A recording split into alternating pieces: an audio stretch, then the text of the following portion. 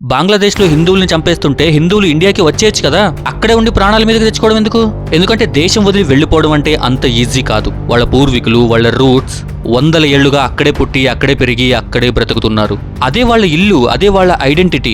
దేశం వదిలి వేరే దేశం వెళ్లిపోవడం అంటే అన్నీ కోల్పోయి, మనస్సాక్షిని చంపుకుని, ప్రాణాలు అరచేతిలో పెట్టుకుని శరణార్థులుగా వెళ్ళాలి. అలా శరణార్థులుగా వచ్చిన వాళ్ళకి ఇండియా కూడా వెంటనే సిటిజన్షిప్ ఇస్తుంది అని గ్యారంటీ లేదు. జాబ్స్ వెంటనే దొరకవు. అన్నీ ఉండి ఇక్కడికి వచ్చి ఏం లేని వాళ్ళలాగా బ్రతకాలి.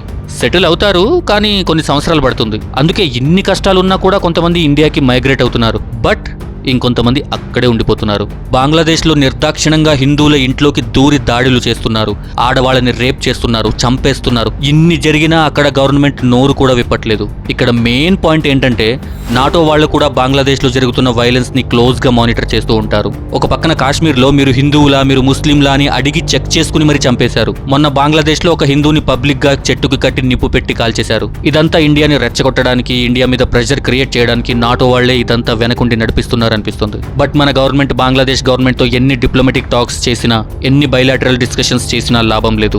ఇండియాని ఎన్ని రకాలుగా రెచ్చగొట్టడానికి ట్రై చేసినా, ఎన్ని ఇంటర్నేషనల్ ఇష్యూస్ వచ్చినా వాటిని డిప్లొమాటిక్ గా డీల్ చేసి బంగ్లాదేశ్ మీద స్ట్రాంగ్ యాక్షన్ తీసుకోవాలి.